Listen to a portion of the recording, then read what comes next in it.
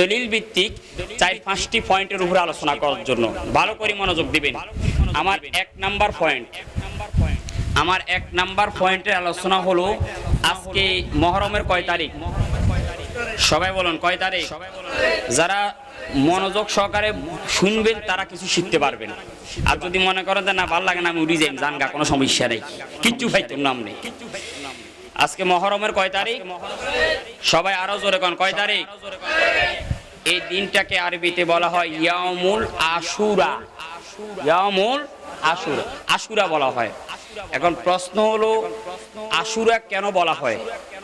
এক নাম্বার, এই দিনকে আশুরা কেন বলা হয়, কারণটা কি? এক নাম্বার পয়েন্ট। দ্বিতীয় নাম্বার, নবীর আহলে বাইত কারা, নবীর বংশধর কারা?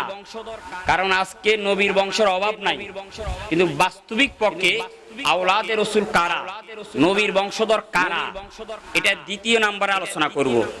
তৃতীয় নাম্বার, আজকে আপনি মিডিয়া খুললে দেখবেন ইন্টারনেটের যুগ, এক শ্রেণীর লোক বসে বসে বলতেছে কয় এখন আর কোন নবীর বংশধর নাই, বলে কিনা, এরকম আছে কিনা? তো এখন যে নবীর বংশধরদের আছে আমি সেটাও আপনাদেরকে প্রমাণ করে দিব। 3 নাম্বার। 4 নাম্বার, যারা নবীর বংশধর, যারা আহলে বাইত, নবীর আওলাদ, তাদের মর্যাদা কি, তাদের সম্মান কি, তাদের ইজ্জত কি, এটা 4 নাম্বার আলোচনা করব।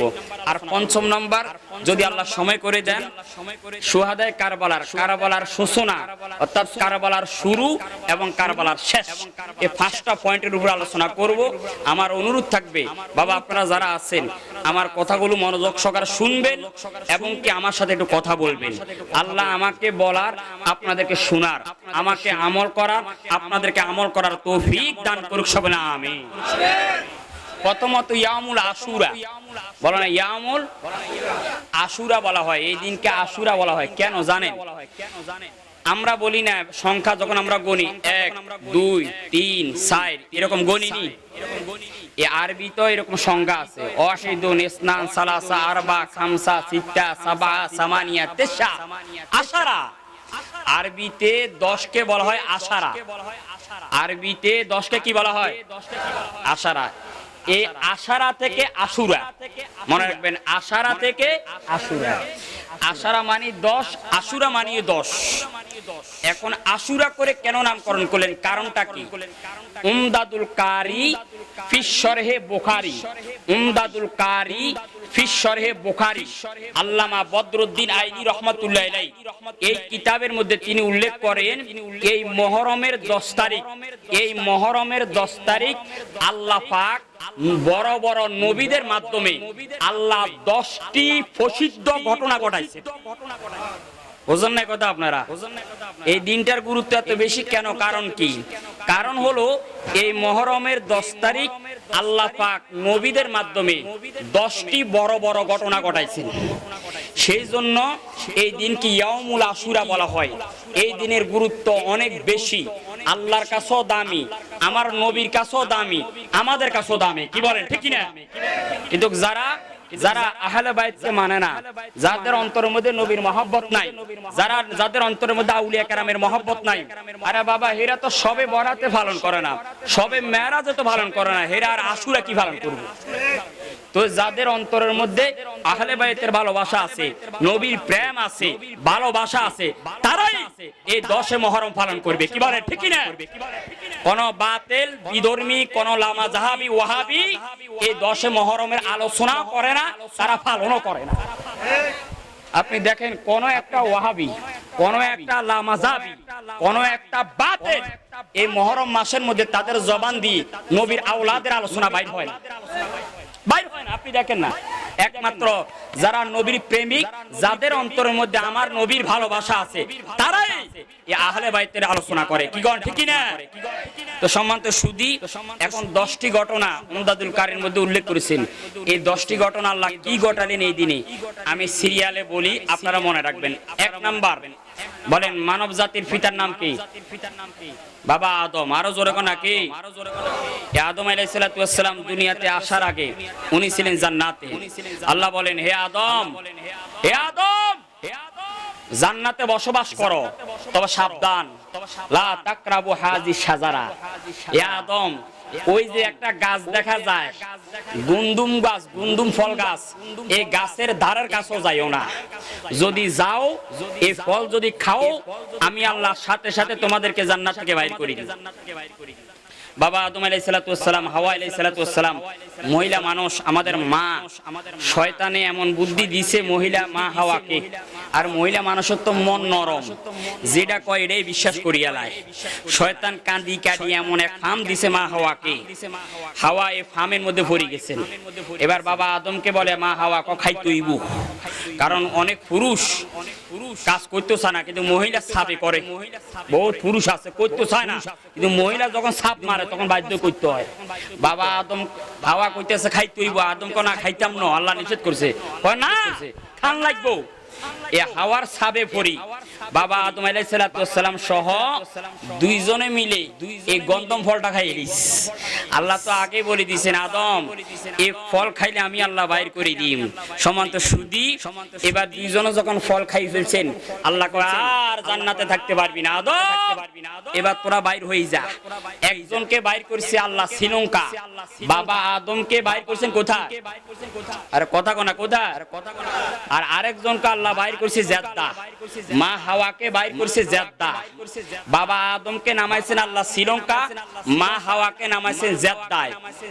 100 বছর পরে, 100 বছর পরে দুইজনে আরাফার ময়দানের মধ্যে একত্রিত হয়েছেন, পরিচয় লাভ করছেন। এই জন্য আরাফা মানে পরিচিতির স্থান। 100 বছর পরে দুইজন আরাফার ময়দানের মধ্যে একত্রিত হয়ে পরিচিত লাভ করেছেন ময়দানে আরাফা। এই জন্য এই ময়দানকে বলা হয় আরাফার ময়দান। জোরে গান সুবহানাল্লাহ। আল্লাহুম্মা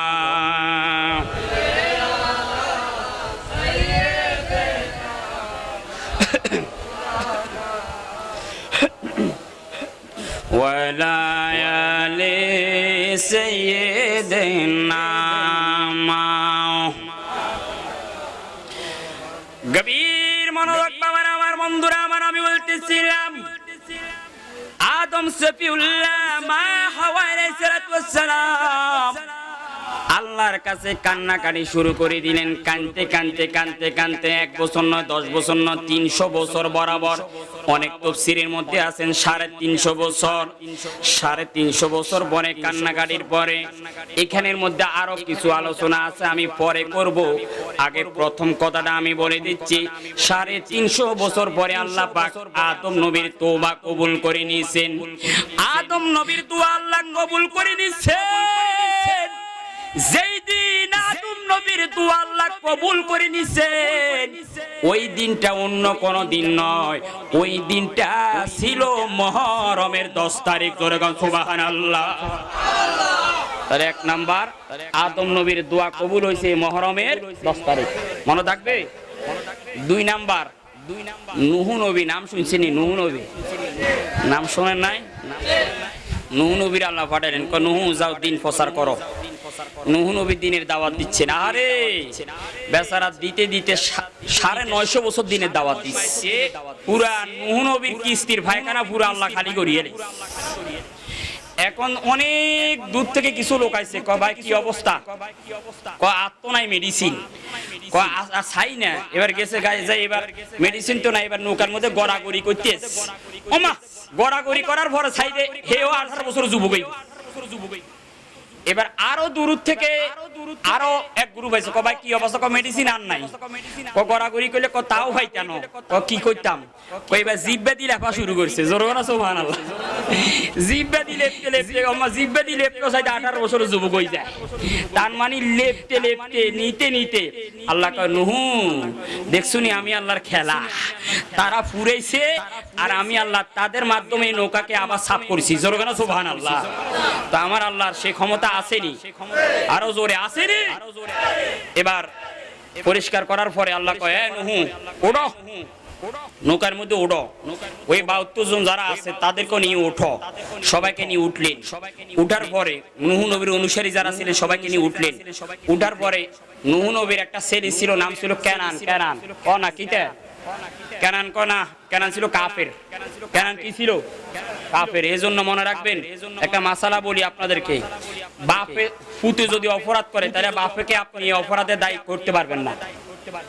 আপনি ফুতে অপরাধ করলে, ছেলে অপরাধ করলে এটা ছেলের উপর যাইব, আপনি সেজন্য ছেলের অপরাধ বাপের উপর বর্তাবেন, এটা নয়। বাপ অপরাধ করলে ছেলের উপর আসবে, এরকম নয়। নূহ নবীর ছেলে কাফের ছিল, সেজন্য কি নূহ নবীকে আপনি দোষ দিতে পারবেন? নয়। আজকে এক শ্রেণীর লোক আছে, সাইয়েদানা হযরত আমিরে মুয়াবিয়া রাদিয়াল্লাহু তাআলা আনহু সনে বিয়াদবি করে, যে কয় এজিদের কারণে আমিরে মুয়াবিয়াকে দোষারোপ করে। নয়, বাপের ফোলা অপরাধ করছে, সেই অপরাধের দায় বাপ নিবে না, মনে রাখতে হবে আপনাদেরকে। আমি যেটা বলছিলাম, নূহ নবী বলেন, এ সবাই উঠে যাইলো। নূহ নবীর ছেলে কেনান উঠে না, কয় না আমি নৌকাতে উঠতাম না, আমি ডুবতাম না, আমি পাহাড়ের উপর উঠে যাই, ডুবাইতেই তো আল্লাহ। আল্লাহ এবার কয়, এ আসমান পানি ছাড়ো। এবার আসমান থেকে বৃষ্টি শুরু হয়ে গেছে, এ জমিন পানি বাইর কর। জমিন পানি বাইর করা শুরু করে দিয়েছেন, আসমান থেকে পড়তেছেন, জমিন থেকে বাইর হচ্ছেন। এবার পানি বাড়তেছে, বাড়তে বাড়তে জমিন ডুবে গেছে, পাহাড় ডুবে গেছে।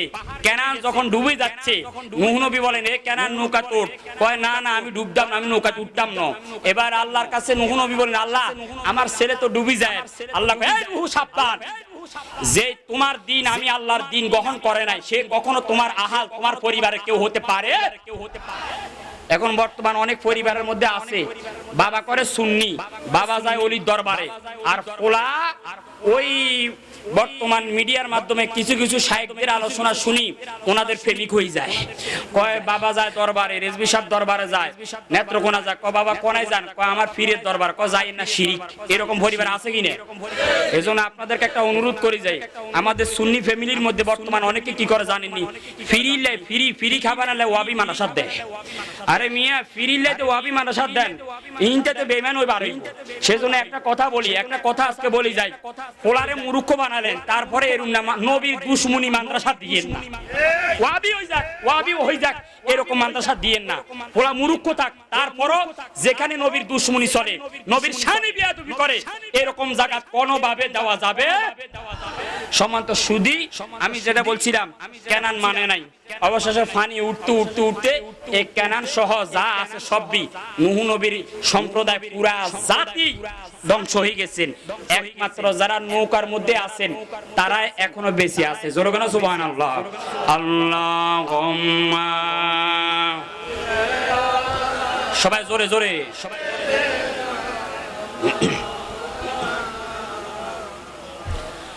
ওয়ালা আলি সাইয়্যিদিনা গভীর মনোযোগ পাবেন আমার বন্ধুরা আমার। আমি বলতেছিলাম সব দিকে পানি আর পানি, কোন পাহাড় পর্বত জমিন কিচ্ছু দেখা যায় না, শুধু পানি আর পানি। এইদিকে নূহ নবীর নৌকা চলতেছে, নৌকা যাইতে বরাবর 6 মাস পর, কয় মাস? 6 মাস পরে তুরস্কের মধ্যে, বর্তমান তুরস্কের মধ্যে ওই পাহাড়টা অবস্থিত, পাহাড়ের নাম হলো জুদি পাহাড়। ওই নূহ নবীর কিস্তি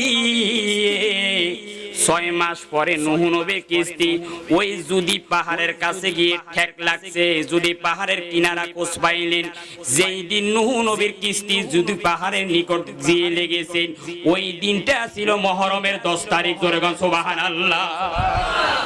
কয় নাম্বার? হ্যাঁ আওয়াজ কর না, কয় নাম্বার? 3 নাম্বার। মুসা নবী নাম শুনছেন নি? হ্যাঁ কয় না, নাম শুনছেন নি? গরম না নরম? আরো জোরে, গরম না নরম? নবীদের মধ্যে মুসা নবী গরম ছিল, বুঝলেননি? নবীদের মধ্যে আবার ওলি আল্লাহদের মধ্যে কিছু গরম আছে, আবার নরমও আছে। বাবা জালালী শাহ রহমাতুল্লাহ আলাইহি, বাবা রিজভী শাহ রহমাতুল্লাহ আলাইহি, নবীর প্রেমের ক্ষেত্রে, নবীর ক্ষেত্রে ওনারা খুব গরম ছিল। এ ওয়াবি সোয়াবি যদি হইতো এমন লাথি মারতো, আমি দেখছি, ফাটাই দিতেন। নবীর প্রেমের ক্ষেত্রে বিন্দু পরিমাণ কোন সার ছিল না। তো ওলিদের মধ্যে মুসা নবী গরম না নরম? আরে বাবা কেমন গরম জানেননি? ফতুল বারি ফি শরহে বুখারী জোরে থাপ্পড় মারছে মুসা নবী আজরাইল রে। এ আজরাইলের চোখ বাইরে হয়ে গেছে, আজরাইলের চোখ নিয়ে দিছে দৌড় আল্লাহর কাছে। ও আল্লাহ, কার কাছে পাঠাইছো? এটা তো আরো বড় আজরাইল। ককা কিতে হইছে কয় দেখো না চোখ বাইর করিয়ে লেছে ককা আমার মুসারে তুমি সালাম দাও নাই কোন আল্লাহ সালাম দিতে ভুলে গেছি ক জান লই আইছো এটাই বেশ আমার মুসা যে গরম নবী সে মুসা কলিমুল্লাহ গরম নবী গেছে ফেরাউনের কাছে দিনে দাওয়াত দেওয়ার জন্য কিসের দাওয়াত দিনে বাবা বুঝাইনি আমরা কথা বুঝা যায়নি আমি মাত্র শুরু করছি আমার এই ওয়াজ এই কারবালার ওয়াজ আমি এক জায়গায় বরাবর 5 ঘন্টা করছি শেষ করতে পারি না তবে এটা বলতে পারি বুকে হাত দিয়ে আপনাদের দোয়ার বরকতে প্রত্যেকটা কথার পিছনে আমার রেফারেন্স আছে আমি দলিল ভিত্তিক বলবো কারণ মানুষ ছোট হতে পারি বর্তমানে একটা কামিল মাদ্রাসায় মুফতি হিসেবে আছে ঢাকা দারুল উলুম তো হিসাবে আমরা জানি বহুত বাতিলরা বিভিন্ন জায়গায় কান লাগায় রাখছে যে হুজুর কোনো ভুল টুল কয়নি আর আজকে আমি আলোচনা করে যাব যদি ভুল ধরে দিতে পারে বাতিলের গোষ্ঠীরা ইনশাআল্লাহ জিব্বা কাটিয়ে আর ওয়াজ করতাম না ইনশাআল্লাহ দলিল দিয়ে যাব দলিল ছাড়া কোনো কথা নাই ইনশাআল্লাহ অপেক্ষা করেন বাতিলদের যে প্রশ্ন এগুলোর উত্তর দিয়ে যাব ইনশাআল্লাহ আমি বলছিলাম মুসা কলিমুল্লাহ গেছেন ফেরাউনের কাছে দিনের দাওয়াত দেওয়ার জন্য অন বেচারা মানুষ অল্প কয়েকজন ফেরাউন হলো বিশাল বড় বাহিনী মুসা নবী গেছেন দিনের দাওয়াত দেওয়ার জন্য দিছে দৌড়ানি মুসা নবীরে আহারে অন বেচারা মুসা নবী দিনের দাওয়াত দিতে গিয়ে দৌড়ানি খাইছে এবার যাইতেছেন নিজের বাঁচানোর জন্য দৌড় মারতেছেন যাইতে যাইতে একটা সাগরের কাছে গেছেন যে সাগরের নাম হলো বাহারুকাল জুম আমরা অনেকে বলি নীল নদ নীল মিশরের নীল নদ নয় ওই সমুদ্রের নাম ছিল বাহারুকাল জুম ওই সমুদ্রের কাছে মুসা নবী গেলেন আর পিছন দিক দিয়ে তাকায়া চাইতে ভাগো বিশাল বড় ফেরাউনের বাহিনী আইতেছে মুসা নবী সামনে দাঁড়ায় আছেন বিশাল বড় সমুদ্র কি করবেন না করবেন আসমানের দিকে তাকায় কো আল্লাহ কি করতাম ও মুসা আমি না তোমাকে একটা লাঠি দিয়েছি জোরে বলো সুবহানাল্লাহ বাবারা আমার বন্ধুরা আমার মুসা কলিমুল্লাহর হাতের মধ্যে একটা লাঠি ছিল আল্লাহ একটা ডাক দিয়ে কয় মুসা রে মুসারি যে লাঠিটা দিলাম ওই লাঠিটার মাধ্যমে তুমি সমুদ্রের মধ্যে আঘাত করো মুসা কলিমুল্লাহ যখন সমুদ্রের মধ্যে আঘাত করলেন সাথে সাথে সমুদ্রের মধ্যে আল্লাহ 12টা রাস্তা বানাই দিয়েছেন জোরে কোন সুবহানাল্লাহ কয়টা রাস্তা 12টা হয়ে গেছে এবার মুসা নবী কয় আল্লাহ কয় এই রাস্তা দিয়ে যাওগা দুই পাশে ফানি মাঝখান দিয়ে রাস্তা এবার মুসা নবী কয় আট বাইরে ফার হয়ে যা তাড়াতাড়ি অনুসারীদেরকে বলে সবাই ফার হয়ে গেছে মুসা নবীও ফার হয়ে গেছেন রাস্তা কোনো আল্লাহ বন্ধ করে নাই রাস্তা এখনো রাখি দিছে পিছন দিয়ে আইতেছে কে এর কয় না কে ফেরাউন না এত ভদ্র নাম কই না ফেরাউন নাই কইবেন আবু জাহিল না কইবেন এজিদা কইবেন বুঝুন নাই কথা এটি শানে এটির নামও নিকৃষ্ট নাম এখন পিছন দিয়ে আইয়ে কে আরে জোরে কয় না কে ফেরাউন নাই আইতেছে আর আল্লাহ কি রাস্তা বন্ধ করে ফেলছেন না বাবারা আমার বন্ধুরা আমার রাস্তা যখন সমুদ্রের কাছাকাছি যখন ফেরাউন এসে গেল আল্লাহ কয় ফেরাউন না রে আয় আয় আয় আয় আজকে এখানে আমি আল্লাহ তোরে সাইজ করব ও ফেরাউন রে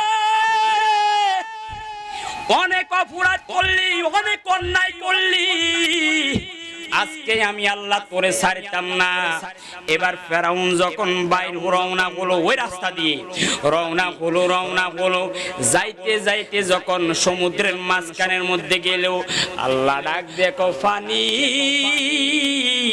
আর দেরি করিও না দুই দিক থেকে ধাক্কা মেরে এই জালেমকে দুনিয়া থেকে বিদায় করে দাও মুহূর্তের মধ্যে ফানি এসে ফেরাউনকে দুনিয়া থেকে বিদায় করে নিলেন আর ওই জালেম থেকে মুসা কলিমুল্লাহকে আল্লাহ উদ্ধার করে নিলেন যেই দিন মুসা কলিমুল্লাহকে আল্লাহ উদ্ধার করলেন ওই দিনটা ছিল এই মুহররমের 10 তারিখ জোরে কোন সুবহানাল্লাহ কয় নাম্বার গেছে হ্যাঁ আরো জোরে কয় নাম্বার 1 নাম্বার আদম নবীর তওবা 2 নাম্বার নূহ নবীর কিস্তি 3 নাম্বার মুসা নবীকে রক্ষা 3 নাম্বার 4 নাম্বার হযরত ইউনূস আলাইহিস সালাতু ওয়াস সালাম নাম শুনছেন নি আমি সংক্ষেপ করতেছি কারণ আমার আলোচনা তো অনেক আছে হযরত ইউনূস আলাইহিস সালাতু ওয়াস সালাম উনি যে কোনো একটা আল্লাহর যে কোনো একটা হুকুম বিলম্ব করাতে আল্লাহর একটা হুকুমকে বিলম্ব করাতে উনি নৌকা দিয়ে যাচ্ছেন অটোমেটিক নৌকা থেকে পড়ে গেছেন এবার নৌকা থেকে পড়ার সাথে সাথে একটা মাছ এসে ইউনূস নবীকে খাইলিস খাওয়ার পরে এবার মাছকে আল্লাহ কয় এ মাছ আমার ইউনুসকে খাইছস ঠিক আছে, তবে সাবধান আমার ইউনুসের যাতে করে একটা পশম ক্ষতি না হয়। জোরে বলেন সুবহানাল্লাহ। ইউনুস আলাইহিস সালামকে মাছের পেটের মধ্যে, মাছ ঘুরতেছেন সমুদ্রের তলার মধ্যে, আর ইউনুস নবী মাছের পেটের মধ্যে। এভাবে যাইতে যাইতে 40 দিন, কন্যা কয় দিন? 40 দিন যাওয়ার পরে ইউনুস নবীকে আল্লাহ বলেন, ইউনুস তুমি দোয়াটা পড়ো, লা ইলাহা ইল্লা আনতা সুবহানাকা ইন্নী কুনতু মিনাজ জালিমিন। ইউনুস নবী যখন মাছের পেটে যখন এই দোয়াটা করলেন, আল্লাহ পাক 40 দিনের মাথায় ইউনুস নবীকে ওই মাছের পেট থেকে মুক্ত করে আল্লাহ দুনিয়ার আলো বাতাসের মধ্যে এনে দিয়েছেন। যেই দিন মাছের পেট থেকে ইউনুস নবী রক্ষা পেয়েছে, ওই দিনটা ছিল মুহররমের 10 তারিখ। কয় নাম্বার? কয়টা গেল? কন্যা কয়টা? 4। পঞ্চম নাম্বার ইব্রাহিম খলিলুল্লাহ, নাম শুনছেন আপনারা? ইব্রাহিম নবী নমরুদ্দা ইব্রাহিম খলিলুল্লাহকে আগুনের কুণ্ডলীর মধ্যে ফালাই দিল। এবার আগুনের কুণ্ডলীর মধ্যে ফালা দেওয়ার পরে 1 দিন 2 দিন 3 দিন নয়, বরাবর 39 দিন। কন্যা কয় দিন? এই 39 দিন পরে আল্লাহ এই নমরুদের কুণ্ডলী থেকে ইব্রাহিমকে আল্লাহ উদ্ধার করেছেন। যেই দিন নমরুদের কুণ্ডলী থেকে আল্লাহ ইব্রাহিমকে বাইর করে এনেছেন, ওই দিনটা ছিল মুহররমের 10 তারিখ। জোরে বলেন সুবহানাল্লাহ। তাহলে কয়টা গেছে? কন্যা কয়টা? 5। 6 নাম্বার ইউসুফ আলাইহিস সালাম, নাম শুনছেন নি? 10 ভাই মিলে ওনারা কোথায় পালাইছে? কুফে। কন্যা কোথায়? কুফে। কুফে পালাইছে। আল্লাহ কয় জিবরাইল তাড়াতাড়ি গিয়ে একটা তক্তা দিয়ে দাও আমার ইউসুফের ফিডের মধ্যে, যাতে করে ফানি না লাগে। এবার জিবরাইল এসে একটা তক্তা দিয়ে দিলেন। ইউসুফের তক্তার মধ্যে বাঁচতেছেন। 3 দিন পরে এক বণিক, এক ব্যবসায়িক যাইতেছে ব্যবসা করার জন্য, তাদের ফানি শেষ। এবার ফানির খোঁজ করতেছেন, করতে করতে ওই কূপের কাছে গেছেন। কূপ ফাইলাম। এবার কূপ থেকে পানি উঠানোর জন্য যখন বালতি ফালাইলো, আল্লাহ কয় জিবরাইল এই তো সুযোগ, এই বালতির মধ্যে আমার ইউসুফকে উঠাইয়া দাও। যখন কূপের মধ্যে বালতিটা ফেলাইছে, আল্লাহ পাক ইউসুফকে ওই কূপ থেকে বালতির মধ্যে উঠাই দিলেন, কূপ থেকে রক্ষা করলেন। যেই দিন ইউসুফকে আল্লাহ কূপ থেকে রক্ষা করলেন, ওই দিনটা ছিল মুহররমের 10 তারিখ। কয় নাম্বার? কয় নাম্বার? 6। 7 নাম্বার ইউসুফ আলাইহিস সালামের বাবার নাম ইয়াকুব আলাইহিস সালাম, নাম শুনছেন না? ইয়াকুব আলাইহিস সালাম। ছেলের তো হারাই ফেলছে, ছেলে তো নাই। এভাবে কাঁদতে কাঁদতে কাঁদতে কাঁদতে ছেলের জন্য 40 বছর কাঁদছে। কন্যা কয় বছর? আরে কাঁদতে কাঁদতে ইয়াকুব নবীর চোখ অন্ধ হয়ে গেছে। কন্যা কি হয়েছে? যখন 10 ভাই মিশরে গেলেন, সব খবর টবর পাওয়ার পরে এবারে 10 ভাইয়ের কাছে ইউসুফ আলাইহিস সালাম একটা জামা দিয়েছেন। জামা এজন্য মনে রাখবেন, নবীদের জামা যেমন বরকত, আউলিয়া কেরামের জামা, বিভিন্ন জিনিসপত্র, এগুলো বরকত। আমরা না অবমূল্যায়ন করি। এবার ইউসুফ আলাইহিস সালাম একটা জামা দিছে, আর 10 ভাইকে বলছেন যাও এই জামাটা বাবার কাছে দিবা, আর বাবাকে বলবা এই জামা দিয়ে যাতে করে চোখের মধ্যে এমনি মেসো করে।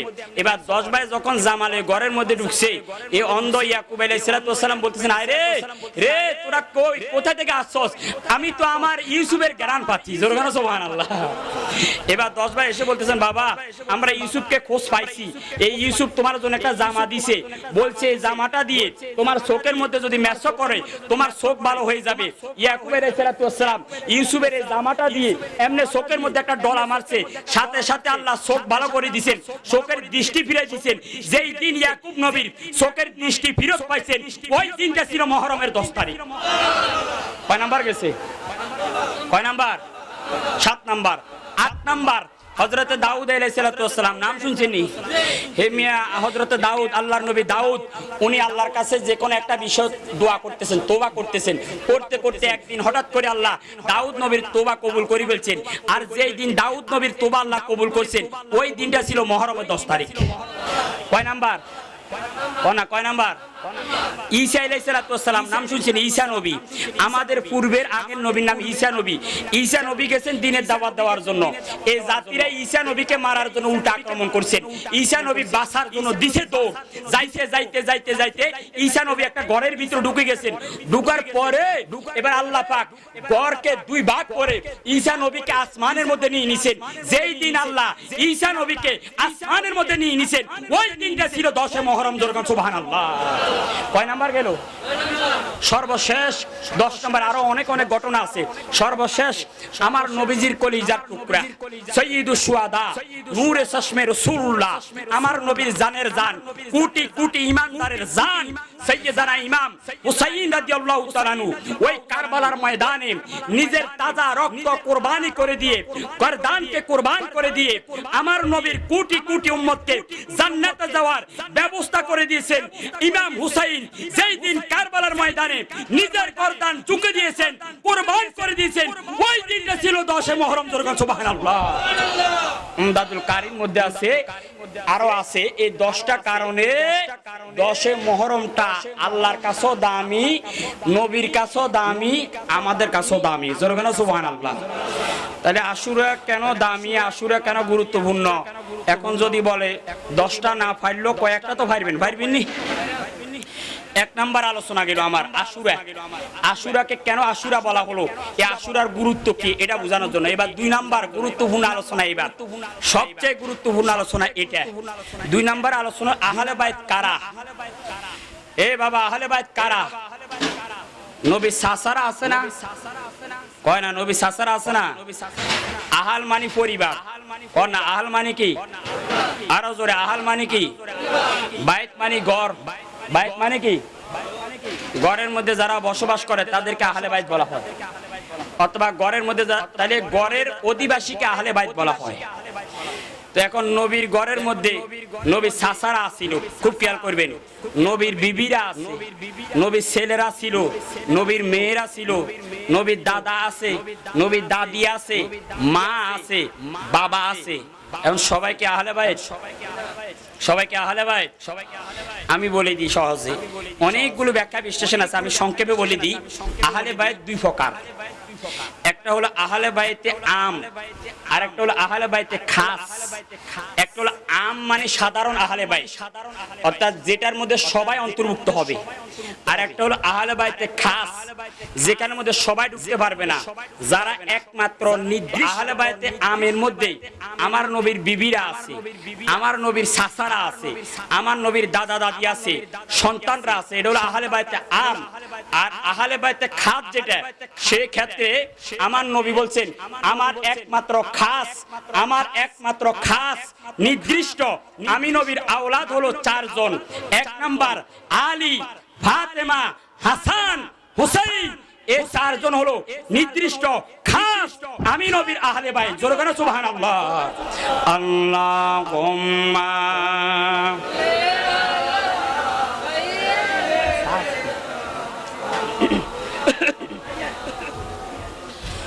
ওয়ালা আলি সাইয়্যিদিনা আরো জোরে আল্লাহুম্মা, সবাই জোরে।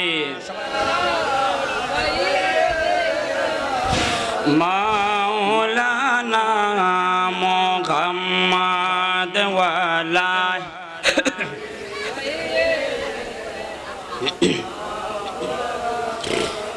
গভীর মনোযোগ পাওয়ার আমার বন্ধুরা আমার, আমি বলতেছিলাম আল্লাহ কোরআনুল কারীমের 25তম পারা সূরাতুশ শূরা, 25তম পারা সূরাতুশ শূরা, আয়াত নাম্বার 29 নাম্বার আয়াত।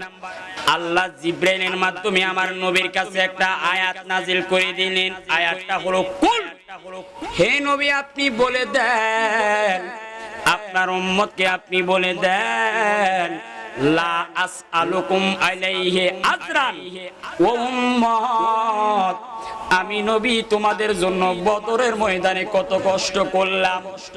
এই উম্মত, উহুদের ময়দানে আমি দান শহীদ করে দিলাম, তাইফের ময়দানে আমি নবীজির রক্ত মোবারক আমি কোরবান করলাম। উম্মত, কত কষ্ট করলাম, কত ত্যাগ দিলাম, কত পরিশ্রম করলাম তোমাদের কাছে। লা আসআলুকুম আলাইহি আজরান, আমি নবীজি এত কষ্ট করলাম, কোন কষ্টের বিনিময়ে আমি নবী তোমাদের কাছে চাই না।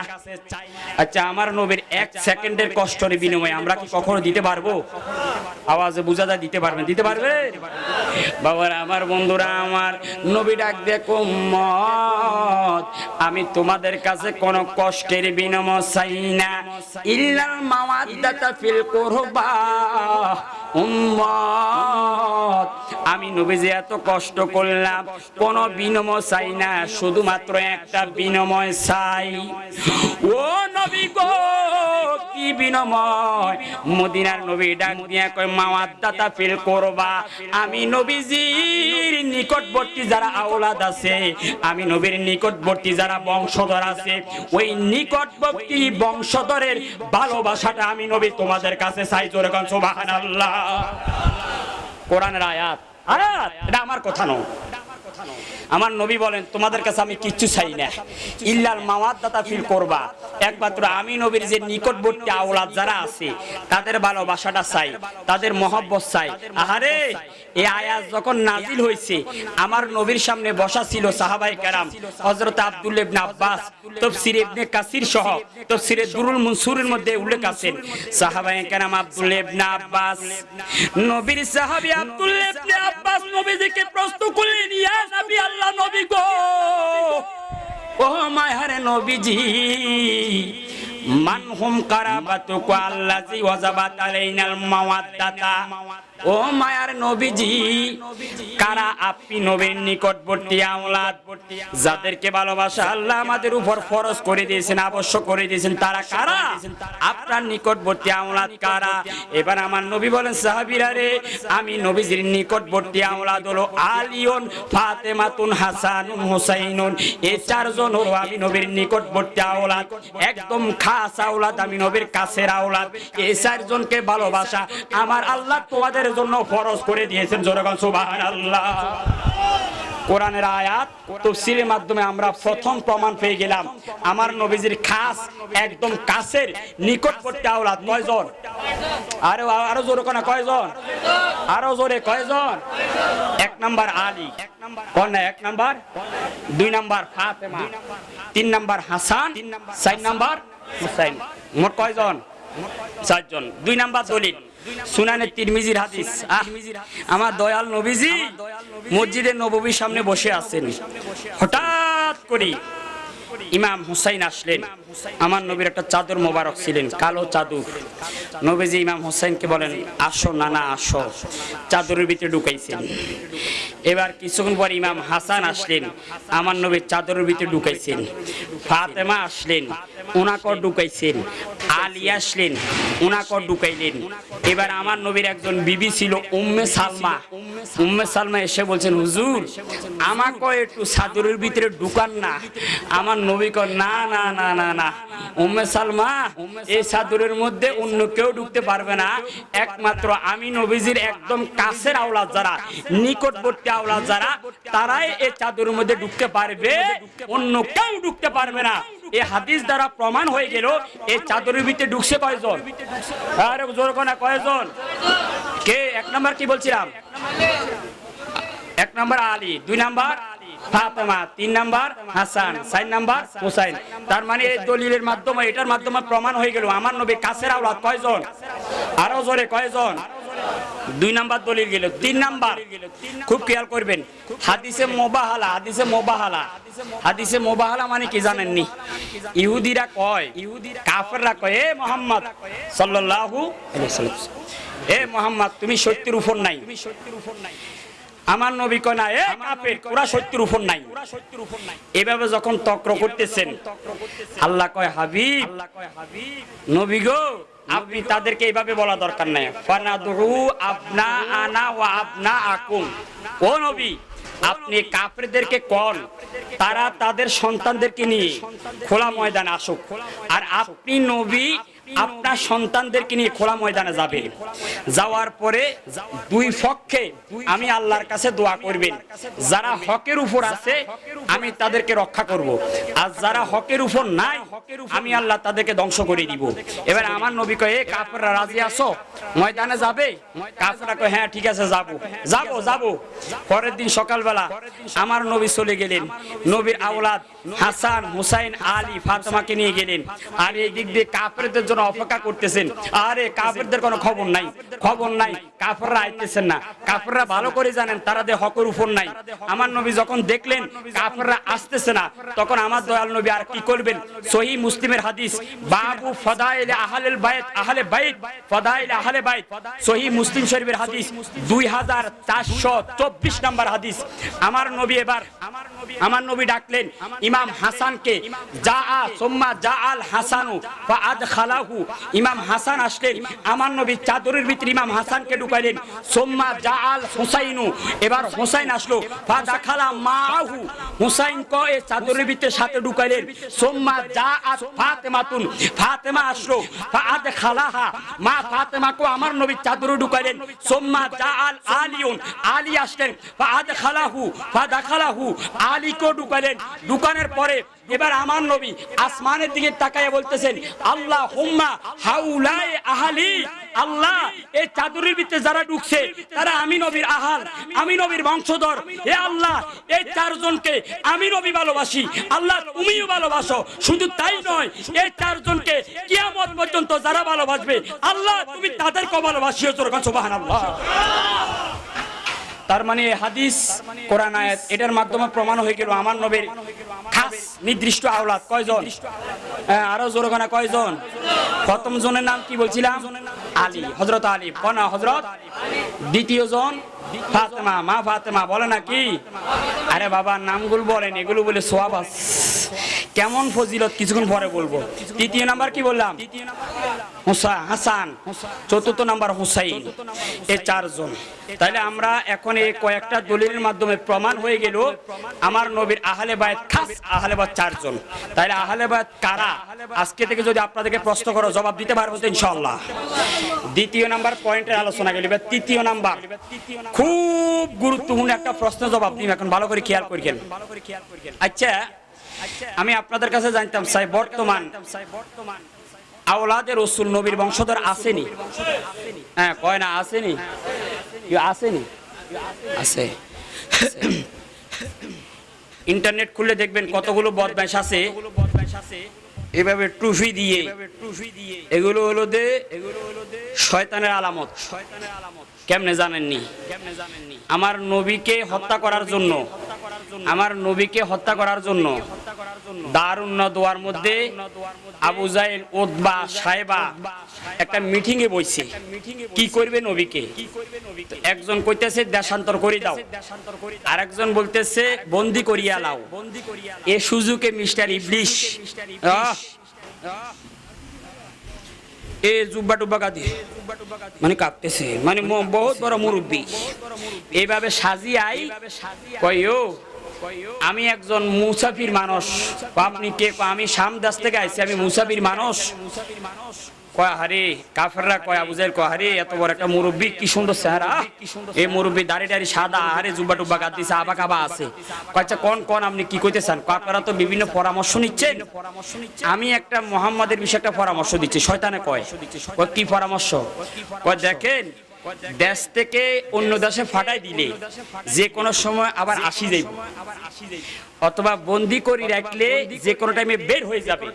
তবে আমি একটা পরামর্শ দিই, দেশান্তর করারও দরকার নাই, বন্দি করারও দরকার নাই, একবার মুহাম্মদকে দুনিয়া থেকে বিদায় করে দেন। জোরে বলেন নাউজুবিল্লাহ। এ বুদ্ধি দিছে কে? কে? শয়তান, আবাক আবাক দিয়াই। তো ঠিক এই শয়তানের কিছু অনুসারী এখন আসেনি, দেখবেন এই আবাক আবাক দিয়ে এমন ভাবে বইয়ে, এটি মিস্টার ইবলিশ শয়তানের অনুসারী, বদমাশেরি এভাবে বইয়ে বই এবার ফতুয়া দেয় কি জানেনি? কয় না নবীর আওলাদ নাই, এখন আর নবীর আওলাদ নাই। তো এখন আসেন, তারাদের নাই বলে, নাই বলার পিছনে কিন্তু একটা চমৎকার যুক্তি দেয়, আপনি নিজেও ফেল হয়ে যাবেন। কি যুক্তি জানেননি? আচ্ছা আমি আপনাদের কাছে জানতাম স্যার, আপনারা যারা এখানে আছেন, খারাপ লাগেনি বাবা? আমি আসলে আলোচনার নিয়ম হলো আমি আস্তে আস্তে করি, আমার আলোচনা একটু ব্যাপক টাইম লাগে, আস্তে আস্তে ধীরে স্থিরে ধারাবাহিক আলোচনা করি, সময় লাগে একটু। ধৈর্য সহকারে যারা বসে তারা অবশ্যই অনেক কিছু শিখতে পারে, জানতে পারে, এটা স্বাভাবিক। এখন আসেন ছেলের মাধ্যমে, এখন তো নবীরা ছেলে নাই, তাইলে এখন নবীর বংশ আর আছে? হ্যাঁ আসেনি? হ্যাঁ কেমনে আছে? হ্যাঁ বাজি, এই জায়গা যে ফেসো বলা দিবে, আপনি নিজেও ব্যাপ বলা হয়ে যাবেন, বুঝেননি কথা। এবার আমি উত্তরটা বলে দিই। আচ্ছা, আমি আপনাদেরকে একটা কথা বলি, এটা হলো যুক্তি। একদিক দিয়ে আমি যুক্তি রাখলাম, আরেক দিক দিয়ে আমার দয়াল নবীর হাদিস রাখলাম। হাদিস বলতেছেন এটা, যুক্তি বলতেছেন এটা। এখন আপনি কি যুক্তি মানবেন নাকি নবীর হাদিস মানবেন? আরো জোরে কোনটা মারবেন? আরো জোরে কোনটা মারবেন? অবশ্যই আমাদেরকে নবীর হাদিসকেই মানতে হবে, কারণ উসুলের নিয়ম হলো, উসুলের দলিল চারটা: কোরআন হাদিস, কোরআন হাদিস এজমা কিয়াস। কোরআনে না পাইলে হাদিসে দেখো, হাদিসে না পাইলে এজমাতে দেখো, এজমাতে না পাইলে কিয়াসে যাও। এখন যেহেতু কোরআনে নাই, আমরা এবার হাদিস দেখব। এখন আমার নবীর হাদিস যদি থাকে, তাহলে যুক্তির কোনো দরকার আসেনি। আরো জোরে আসেনি। এবার আমি বলি, প্রথমে আমার দয়াল নবী বলেন কোন হাদিস, সেটাও বলে দিচ্ছি। প্রথমে বুঝার জন্য বলতেছি, আমার নবী ঘোষণা করছেন আদম থেকে শুরু করে ঈসা নবী পর্যন্ত, ঈসা নবী থেকে শুরু করে কিয়ামত পর্যন্ত যত মানুষ এসেছে, যত মানুষ আছে, যত মানুষ আসবে, প্রত্যেক মানুষের বংশ জারি হবে, বংশের পরিচয় হবে তার ছেলের মাধ্যমে। একমাত্র আমি নবীর বংশ কিয়ামত পর্যন্ত পরিচয় লাভ করবে, জারি থাকবে, দুনিয়াতে থাকবে আমার কন্যা ফাতেমা জোহরার মাধ্যমে। যেরকম সুবহানাল্লাহ। হাদিস মাজমাউল জাওয়াইদ ইমাম হাইসামি ওনার কিতাবে উল্লেখ করেন, আল মুজামুল আওসাত ইমাম তাবরানি এই হাদিস উল্লেখ করেন। দয়াল নবীজি বলেন, ইন্নাল্লাহা আজ্জা ওয়া জাল্লা জাআলা যুরিয়াতা কুল্লু নবিয়্যিন ফি সুলবিহি। নবী বলেন, ইন্নাল্লাহা আজ্জা ওয়া জাল্লা জাআলা যুরিয়াতা কুল্লু নবিয়্যিন ফি সুলবিহি। প্রত্যেক নবীর বংশ জারি হবে সুলব অর্থাৎ তার ছেলের মাধ্যমে। ওয়া ইন্নাল্লাহা আজ্জা ওয়া জাল্লা জাআলা যুরিয়াতি ফি সুলবে আলী ইবনে আবি তালিব। একমাত্র আমি নবীর বংশ এই দুনিয়ার মধ্যে জারি থাকবে আমার ফাতেমা, আমার শেরে খুদার মাধ্যমে। জোরে কোন সুবহানাল্লাহ। তাহলে নবী বলতেছেন আমার বংশ জারি হবে ফাতেমার মাধ্যমে, আলীর মাধ্যমে। আর জালেমরা যুক্তি দিচ্ছে নবীর ছেলে নাই। এখন তাদের যুক্তি মানবেন নাকি নবীর হাদিস মানবেন? আরো জোরে কার মানবেন? তারা বলতেছেন তাহলে হাদিস হলো সকল মানুষের বংশের পরিচয় হবে ছেলের মাধ্যমে, একমাত্র আমার নবীর বংশ পরিচয় হবে কিসের মাধ্যমে? আরো জোরে কিসের মাধ্যমে? মা ফাতেমার মাধ্যমে। কনা কার মাধ্যমে? এবার আসেন একটু বুঝাই দিই। আচ্ছা, কোন সে ফাতেমা আলী দুইজন ওনারা? আচ্ছা, ফাতেমার কয়জন সন্তান? হ্যাঁ, কয়জন? কয়জন? এই দিনেও আজ শুনছেন। আজকে বলি যে আমার মা ফাতেমার 3 জন সন্তান ছিল, 3 জন। কনা কয়জন? একজনের নাম ইমাম হাসান, আরেকজনের নাম ইমাম হুসাইন, আরেকজনের নাম কি? ও হামজা। নবী সাসারে ছেলে বানালা দিছেন অবস্থা না জানলো কই দি। আচ্ছা ঠিক আছে, কই দিয়েন। ও আবিগো লগে যাইলে এরকম না কই দিন ঠেরে দিলি, ভুল হলো কই দিয়েন। কারণ এই আহলে হাদিস যেটি আছে বুকা হাত বাঁধিন না, এটি ফারক আর না ফারক ভুল একটা কই দি, এটি এরকম না মানুষ। এখন আসেন, মা ফাতেমার আরেকজন ছেলে ছিল, নাম ছিল ইমাম মহসিন। বলেন ইমাম, উনি ছোটকালে ইন্তেকাল করছেন, তো এই জন্য ওনার আলোচনা বেশি হয় না। সম্মানিত সুধী, তাইলে মা ফাতেমা, আলী, হাসান, হুসাইন, তাইলে ওনারা কয়জন? আরো জোরে কোনা কয়জন? ইমাম হাসানের 3 ছেলে, এক ছেলে। ইমাম হাসানের কয় ছেলে? নাম হলো কাসেম। কনা কি? ইমাম হুসাইনের 3 ছেলে। কনা কয় ছেলে? আলী আকবর, আলী আসগর, জয়নুল আবিদিন। ফাতেমা ইন্তেকাল করলেন, আলী ইন্তেকাল করলেন। এখন আছে হাসান আর হুসাইন। হাসানের 1 ছেলে, ওনারা বাপ বেটা 2 জন। হুসাইনের 3 ছেলে, ওনারা বাপ বেটা 7 জন। তাহলে এখান দিয়ে ওনারা 2 জন, ওখান দিয়ে 7 জন, মোট কয়জন? আরো জোরে কোনা কয়জন? 6 জন। আপনারা জানেন ইমাম হাসানকে 20 পয়গের মাধ্যমে শহীদ করে দিয়েছেন। তাহলে 6 জন থেকে 1 জন চলে গেছেন। আর কয়জন? হ্যাঁ, 5 জন। এই কারবালার ময়দানে এ 5 জন, ইমাম হাসানের ছেলে ইমাম কাসেম, ইমাম হুসাইন, ওনার 3 ছেলে, এ মোট 5 জন কারবালার ময়দানে গেলেন আহলে বাইত। কারবালার ময়দানে যাওয়ার পরে ইমাম আলী আকবর শহীদ হয়ে গেলেন, ইমাম কাসেম শহীদ হয়ে গেলেন, ইমাম আলী আসগর শহীদ হয়ে গেলেন, ইমাম হুসাইন, এবার আর বাকি আছে 2 জন, ইমাম হুসাইন, ইমাম জয়নুল আবেদিন। ইমাম হুসাইন বলতেছেন, জয়নুলকে ডাকতেছেন, জয়নুল বাবা এদিকে আসো। আসলো, ও বাবা রে তুমি তো অসুস্থ, আর আমি ইমাম হুসাইন, কিছুক্ষণ পরে তারা শহীদ করে দিবে। জয়নুল তুমি যাইও না বাবা, তুমি যাইও না, তুমি যদি যুদ্ধের ময়দানে শহীদ হয়ে যাও আমার নানার বংশ তো এই দুনিয়াতে আর থাকবে না। ও জয়নুল তুমি থাকো, তুমি থাকো, আমি তোমার জন্য দোয়া করে গেলাম। এই কথা বলে কারবালার ময়দানে গিয়ে ইমাম হুসাইন শাহাদাতের পেয়ালা পান করলেন। বাকি ছিল একজন মাত্র, ওনার নাম ছিল জয়নুল আবেদিন। ইমাম জয়নুল আবেদিনের ছেলের নাম ছিল ইমাম বাকের, ইমাম বাকের ছেলের নাম ছিল ইমাম জাফর সাদিক। এই ইমাম জয়নুল আবেদিনের নসল দিয়ে যারা দুনিয়াতে এসেছেন, এখনো আছেন, কিয়ামত পর্যন্ত আসবেন, তারাই হলো আমার নবীর আওলাদ। কেউ নবীর আওলাদ আসেনি, আরো জোরে আসেনি, এবং কিয়ামত পর্যন্ত আসবেনি। ওই কার নসল দিয়ে আসছেন? জয়নুল আবেদিন। হ্যাঁ কোন না, কার নসল দিয়ে? জয়নুল আবেদিন নসল দিয়ে আসছেন। সেই জন্য নবীর আওলাদ ফাতেমার বংশ দিয়ে যারা আসছে, এই জয়নুল দিয়ে তারাই নবীর আওলাদ আছে, কিয়ামত পর্যন্ত থাকবে নবীর আওলাদ। কেউ যদি বলেন নাই, মনে করবেন এটি প্রদভষ্ট বাতিল, এদের কোনো কথা মানা যাবে। 3 নাম্বার আলোচনা করলাম। 1 নাম্বার আলোচনা করলাম আশুরা কেন বলা হয়, গুরুত্ব কি। 2 নাম্বার আলোচনা করলাম আহলে বাইত কারা। 3 নাম্বার আলোচনা করলাম নবীর আওলাদ আছে কিনা বর্তমান। 3টা আলোচনা। এবার 4 নাম্বার আরো গুরুত্বপূর্ণ আলোচনা, আমার নবীর যে আহলে বাইত, নবীর বংশধর, ওনাদের সম্মান কেমন, ওনাদের মর্যাদা কেমন, ওনাদের ইজ্জত কেমন, ওনাদের পজিশন কেমন। এখন এই বিষয়ের উপর আলোচনা করতাম নি বাবা, করতাম নি? মাত্র তো শুরু করছি, আরো বহুত বাকি আছে, করতাম নি? হ্যাঁ আওয়াজ বোঝা যাক, করতাম না, করতাম নি? আরে মানুষ অনেক আছে আলহামদুলিল্লাহ, আরো আইব ইনশাআল্লাহ। কি কোন? এখন আসে নবীর আওলাদ, এই আহলে বাইতের মর্যাদা কেমন দেখেন। কোরআনুল কারিমে সূরা বাকারাতে আল্লাহ বলেন, ফাতালাক্কা আদামু মির রাব্বিহি কালিমাতুন। এ আল্লাহ আদমকে কিছু বাক্য শিখাই দিলেন, বাক্য শব্দ শিখাই দিলেন, বাক্য শিখাই দিলেন। আল্লাহ বলেন, আদম এই বাক্যগুলোর মাধ্যমে তুমি আমি আল্লাহর কাছে দোয়া করো, আমি আল্লাহ তোমার দোয়া কবুল করে নিব। জোরে বলো সুবহানাল্লাহ। আল্লাহুম্মা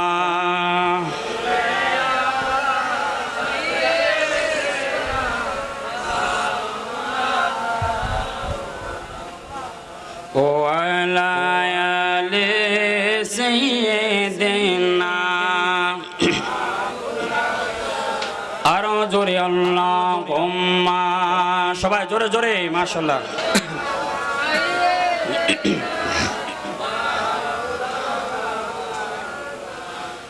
ও আলা আলি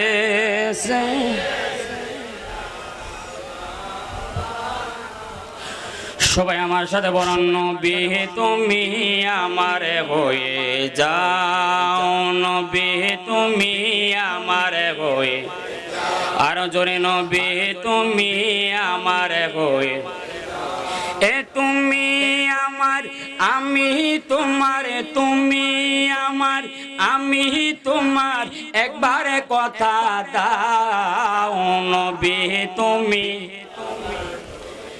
আরো জোরে নবী তুমি আমার হয়ে, এ তোমায় ভালোবাসে হৃদয়ের টানে, মন বসে না কোনো কাজে তোমায় বিঘনে, এ গুনাহগার মতি ডাকে, গুনাহগার মতি ডাকে, একবার ফিরে চাও নবী তুমি, আরো জোরে নবী তুমি আমার হয়ে, এ তুমি আমার আমি তোমার, তুমি একবার কথা দাও নবী তুমি। বাবারা আমার, বন্ধুরা আমার, আমি বলতে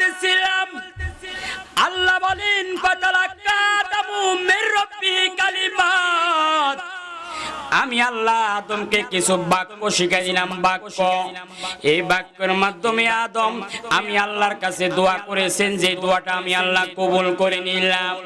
এখন প্রশ্ন হলো, হুজুর এই আদম যে বাক্যগুলো আল্লাহ যে আদমকে শিখাই দিয়েছেন, বাক্যগুলো কি বাক্য ছিল জানা দরকার আছে কি না? এবার আসেন বাবারা, বাক্যগুলো কি ছিল আমি বলতেছিলাম। এখন আমি আপনাদেরকে আগে বলেছিলাম আদম দুনিয়াতে আসার আগে কোথায় ছিল? আরে কয় না কোথায়? জান্নাতে। আরো জোরে কয় না কোথায়? আদম সফিউল্লাহ জান্নাতের মধ্যে যখন আদম নবী যখন বসবাস করতেছেন, একদিন আল্লাহ ডাক দিয়ে কয়, আদম ইয়া আদামু ইরফা রাসাকা। এটা আমার আপনার কোনো কথা নয়, ১৫০০ বছর আগে দয়াল নবীজির জবান দিয়ে কথা বলেছেন। সহিহ হাদিস আল মুস্তাদরাক আলা সহিহাইন, ইমাম হাকিমের কিতাব, ওই কিতাবের মধ্যে হাদিস উল্লেখ করেন, আল্লাহ আদম নবী যখন জান্নাতের মধ্যে বসবাস করেন, আল্লাহ একটা ডাক দিয়ে কয়, আদম ও আদম ইরফা রাসাকা, তোমার মাথাটা উপরের দিকে উঠাও। জোরে বলেন সুবহানাল্লাহ। তখন আদম কোথায়? জান্নাত। কোন না কোথায়? এবার আদম নবী ফারাফারাসাহু, আদম নবী মাথাটা উপরের দিকে উঠাইলেন। ফারাআনুরা মুহাম্মাদিন সাল্লাল্লাহু আলাইহি সাল্লাতু ওয়াসসালাম ফি সারাদিকিল আরশি। আদম নবী যখন মাথাটা উপরের দিকে উঠাইলেন, আদম নবী তাকায়া দেখলেন আরশ আজিমের চৌকাঠের মধ্যে আমার আল্লাহর সাথে নূরে মুহাম্মাদি, অর্থাৎ আমার দয়াল নবীজির নাম মোবারক। করে কোন সুবহানাল্লাহ। আরো জোরে গান সুবহানাল্লাহ।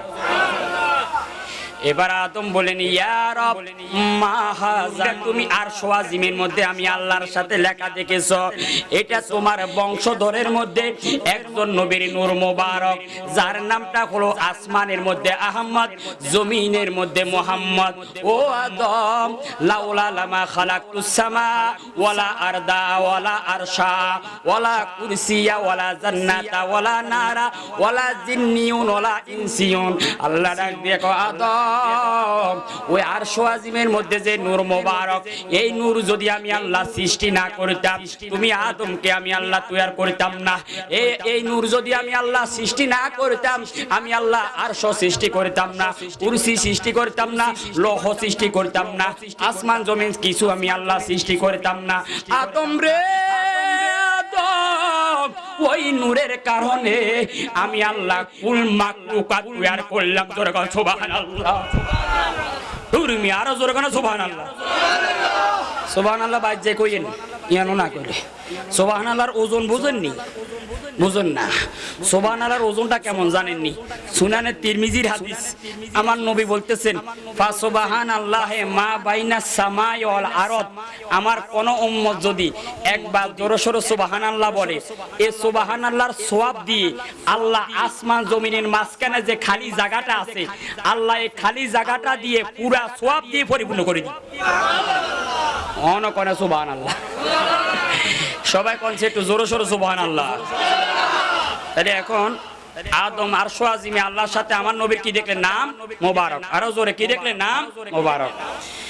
এখন আমার দেশের এক মুফাসসির, হে ফাঁকে ফাঁকে রকেটে যায়, রকেটে, বুঝুন না কথা, হে বিমানে যায় না, রকেটে যায়। হে ওই ফুটবল খেলায়, ইংলিশ লিগে খেলায়, বুঝছেন নি কথা? দুনিয়ার যত আবর জবর কথা বলে সব তার মুখ দিয়ে বাইর হয়, কিন্তু হেদের দলের লোকেরা চুপ, কোনো কথা কয় না, হিসাব বুঝু যা বলে তাই ঠিক, শুধু অন্যরা বললে সমস্যা। এই আন্তর্জাতিক বেকুব মুফাসসির নামে তক্তা, এ জালেম আজ থেকে 3 বছর কিংবা 4 বছর আগে একটা ফতুয়া দিছে, কয় আমার নবীর নামের সাথে নাকি আল্লাহর নাম নিলে নাকি শিরিক হয়ে যাবে। আরো জোরে কোনে নাউজুবিল্লাহ। কিও নবী আল্লাহর নামের সাথে নবীর নাম নিলে শিরিক হইব? আরো জোরে শিরিক হইব? যদি শিরিক হয়, এখন আমি আপনাদেরকে জানতাম চাই, আরশ আজিমের চৌকাটের মধ্যে আল্লাহর নামের সাথে যে নবীর নাম লাগাইছে, এটা কি আপনাদের এই ফাল ফারার কোন মিস্ত্রি কি লাগাইছি? হ্যাঁ, কয় না কোন মিস্ত্রি লাগাইছি নি? তো আল্লাহর নামের সাথে নবীর নাম আরশ আজিমে কে লাগাইছে? আল্লাহ। আরো জোরে কে? কারণ আল্লাহর নামের সাথে নবীর নাম নিলে যদি শিরিক হয়ে যায়, লাগালে শিরিক হয়ে যায়, তার কত অনুযায়ী প্রথম আল্লাহ শিরিক করছে। মানে আল্লাহরে যদি কেউ শিরিককারী কয়, তার ঈমান থাকবো নি? আরো জোরে থাকবো নি? তাইলে এই সমস্ত মুফাসসির, এই সমস্ত বদমাশ, এগুলোর কথা কোনোভাবে শোনা যাবে? সম্মানিত সুধী, আমার আল্লাহর নাম শুধু ওখানে না, আমার আল্লাহর নাম কোরআনুল কারীমের এক জায়গা নয়, 10 জায়গা নয়, বরাবর 40 জায়গায় আল্লাহর নামের সাথে আমার নবীর নাম মোবারক। জোরে কেন সুবহানাল্লাহ। এবার ওই আরশ আজিমের মধ্যে যে নাম মোবারক দেখছেন, আদম নবী, এই আমার নবীর নামটা জান্নাতের মধ্যে খুব ভালো করে মুখস্থ করে নিয়েছেন। জোরে কেন সুবহানাল্লাহ। 1 2 নাম্বার, কিতাবের নাম মাওয়াহিবুল লাদুনিয়া, কিতাবের নাম মাওয়াহিবুল লাদুনিয়া, লিখেছেন শারিউল বুখারী ইমাম কুস্তুলানী রাহমাতুল্লাহ আলাইহি।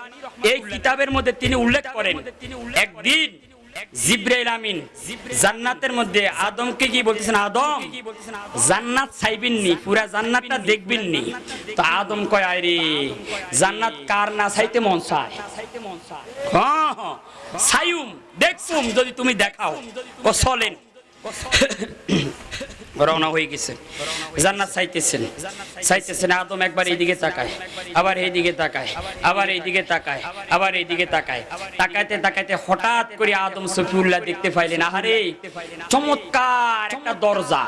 কোনা কি দেখছেন? আরো জোরে কি? দরজা। আদম নবী জান্নাতের এই দরজা দেখে বেহুশ হয়ে গেছেন। কো মারে মা, এত সুন্দর দরজা।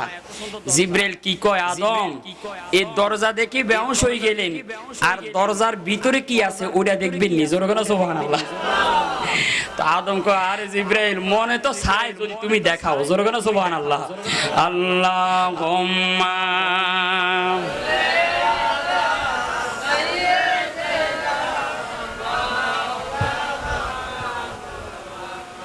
ওয়ালা আলি সাইয়্যিদিনা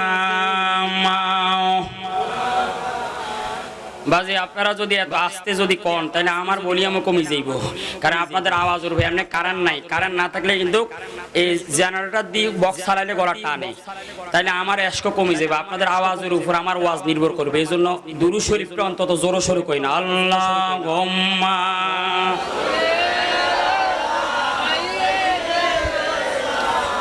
মাওলানা মুহাম্মদ ওয়ালা মাওলানা। বাবারা আমার, বন্ধুরা আমার, আমি বলতেছিলাম আদম নবী ডাকতে কই, ও জিবরাইল যদি তুমি দরজার ভিতরে কি আছো যদি একটু আমাকে দেখাও, আমি দেখব। জিবরাইল আমিন হুকুম দিলেন, আঙ্গুল দিয়ে ইশারা করলেন, ইশারা করার সাথে সাথে দরজাটা খুলে যায়। জোরে করে সুবহানাল্লাহ।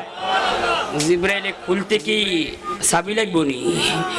ইঙ্গিত দিলে হয়ে যায়, দরজাটা খুলে গেল।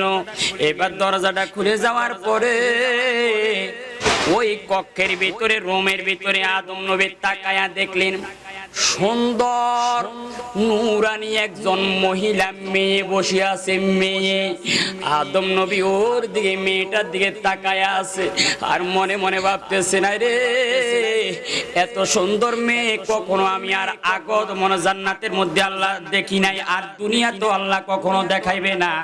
আমি আদমের মনে হয় এত সুন্দর মেয়ে আল্লাহ কখনো আর সৃষ্টি করবেন না। আদম সফিউল্লাহ জিবরাইল আমিনকে ডাক দেখো, জিবরাইল, ও জিবরাইল আমিন তোমার কাছে জানতাম চাই এই মেয়েটার পরিচয় কি? এবার জিবরাইল আমিন ডাক দেখো, আদম এই মেয়েটার অনেকগুলো পরিচয় আছে। 1 নাম্বার পরিচয় হলো এই মেয়েটা কোটি কোটি জান্নাতি মহিলাদের সরদার হবেন। 2 নাম্বার পরিচয় হলো এই মহিলাটাই, মেয়েটা কোটি কোটি